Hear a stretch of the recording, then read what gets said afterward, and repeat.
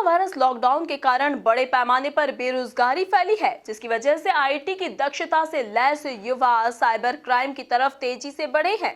Lockdown के दौरान cyber criminals के निशाने पर वर्क फ्रॉम होम वाले प्रोफेशनल्स अधिक रहे हैं।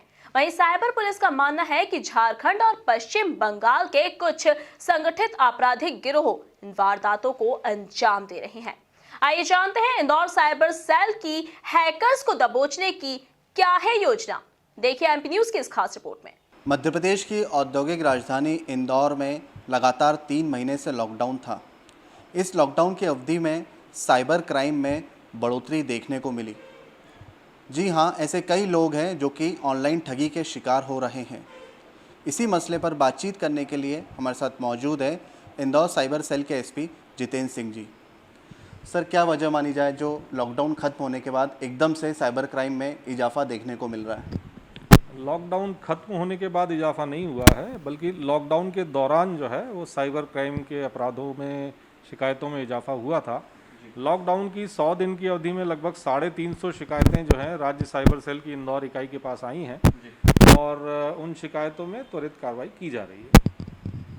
सर, इस 3 महीने के पीरियड में ऐसे कई टेक्नोक्रेट्स युवा हैं जो कि बेरोजगार हुए हैं और कहीं ना कहीं ये जो टेक्नोक्रेट्स है कहीं ना कहीं साइबर क्राइम का रास्ता इख्तियार कर रहे हैं। इसकी रोकथाम के लिए आपकी ब्रांच क्या कदम उठा रही है? देखिए, हमारी जानकारी में जो तथ्य आए हैं उसमें ये जो शिकायतें आई हैं लॉकडाउन की अवधि में, इसमें सबसे ज़्यादा जो अपराध हो रहे हैं वो पश्चिम बंगाल और झारखंड के क्षेत्रों से हो रहे हैं और निश्चित तौर पे हमारी जो टीम है लगातार इनकी पताराशी में लगी हुई है। इन दिनों सर फेसबुक पेज का हैक होना एक तरीके से फैशन चल निकला है। संतरी से लेकर मंत्री तक सभी के फेसबुक पेज हैक हो रहे हैं।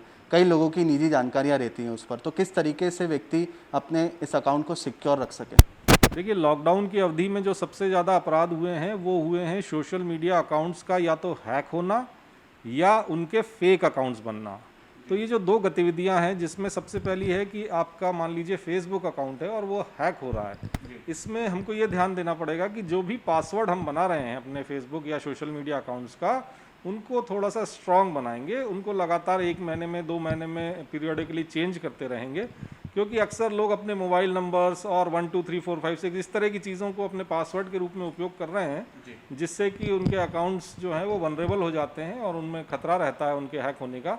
इसी तरह से फेक अकाउंट की जैसे ही जानकारी प्राप्त होती है, तत्काल उसकी जो सूचना है वो निकट के थाने में या राज्य साइबर सेल में दें और उस पर भी जो पेज बन गया है उस पर भी आप रिपोर्ट कर सकते हैं कि it is a fake page. तो लगातार अगर सोशल मीडिया में हमारी प्रेजेंस है तो हमें इस बात के लिए भी अलर्ट रहना पड़ेगा कि कहीं हमारा कोई फेक पेज तो नहीं बन गया है, क्योंकि उस पेज के माध्यम से जो मैसेंजर प्लेटफॉर्म होता है उसके थ्रू आपके जो कॉन्टैक्ट लिस्ट के लोग रहते हैं उनसे आपदा के नाम पर, महामारी के नाम पर, हॉस्पिटलाइजेशन के नाम पर लगातार पैसे मांगे जाने की शिकायतें सामने आई हैं। सर, ऐसे कई फिशिंग ईमेल्स आ रहे हैं लोगों को जिस पर क्लिक करने के बाद उनका अकाउंट अपने आप हैक हो जाता है। कई ऐसी वेबसाइट्स हैं जो कि सिक्योर नहीं है। कई वेबसाइट्स पे ऐसे ऐड आते हैं जिसको कि क्लिक करने पर एकदम से हैकर अपने अकाउंट को हैक कर लेता है। तो किस तरीके से देखा जाए कौन सी वेबसाइट सिक्योर है? देखिए, चूँकि अब ऑनलाइन प्रेजेंस जो है वो लोगों की ज़्यादा है, क्योंकि वर्चुअल वर्ल्ड में ज़्यादा लोग प्रेजेंट हैं, तो इसलिए हमको इस बात का ध्यान रखना पड़ेगा कि अनजान लोगों से हम दोस्ती ना करें, अनजान माध्यमों से जो अनजान लिंक्स हमारे पास आती हैं उनको क्लिक ना करें। किसी के कहने पर अगर हम कोई ऐसे एप्लीकेशंस जैसे एयरड्रॉइड, क्विक सपोर्ट या इस तरह की जो एप्लीकेशन जिनसे कि रिमोट शेयरिंग आपके स्क्रीन की हो जाती है वो डाउनलोड ना करें। किसी को हम अपनी commercial details, credit card, debit card, हमारे यूपीआई लिंक, हम यूपीआई पिन, इस तरह की जानकारियां साझा ना करें। अगर ये छोटी छोटी सावधानियां बरतेंगे तो निश्चित तौर पर साइबर क्राइम से बचा जा सकेगा। सर, पिछले दिनों इंदौर साइबर क्राइम ब्रांच ने एक बड़ा मामले का पर्दाफाश किया था जिसमें कि एक युवती को वेब सीरीज़ का लालच देके उसकी प्राइवेट फ़ोटोज़ वेबसाइट्स पर अपलोड कर दिए गए थे। तो किस तरीके से आपने इतने बड़े मामले का पर्दाफाश किया? लेकिन निश्चित तौर पर OTT प्लेटफॉर्म पर जो अश्लीलता फैलाई जा रही थी उसको लेकर एक बड़ा मामला था।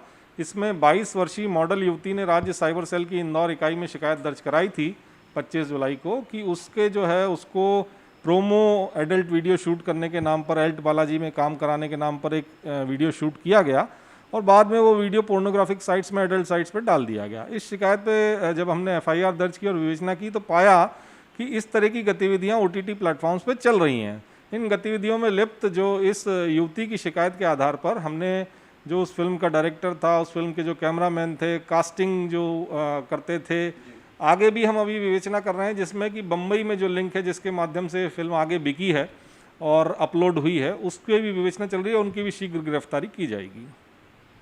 सर, इन दिनों हैकर जो हैं वो आमतौर पर पकड़ में नहीं आते हैं साइबर सेल के, क्योंकि वो आईपी एड्रेस चेंज करते रहते हैं। तो किस तरीके से आप एक्शन प्लान बनाते हैं ताकि हैकर्स को गिरफ्तार किया जा सके? देखिए, सोशल मीडिया के जो मामले हैं उनमें हमारी जो सक्सेस रेट है वो काफ़ी हाई है। अगर हमें हमारा सर्विस प्रोवाइडर यानी कि फेसबुक और दूसरे जो इंस्टाग्राम वगैरह प्लेटफॉर्म है वो जानकारी समय पर दे देते हैं तो हमारा सक्सेस रेट 90% से भी ज़्यादा है। हमारे पास सभी तकनीकें हैं जिससे हम अपराधी तक पहुंच सकते हैं। हाँ, चाहिए ये कि आप सजग रहें और तत्काल जो है अपने साथ हुए अपराध की सूचना जो है निकट के थाने या साइबर सेल में अवश्य दें।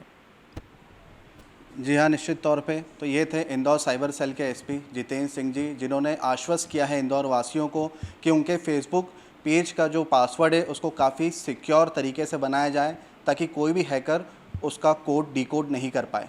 कैमरा पर्सन अरुण यादव के साथ युवराज सिंह पराउत की रिपोर्ट, MP न्यूज़, इंदौर।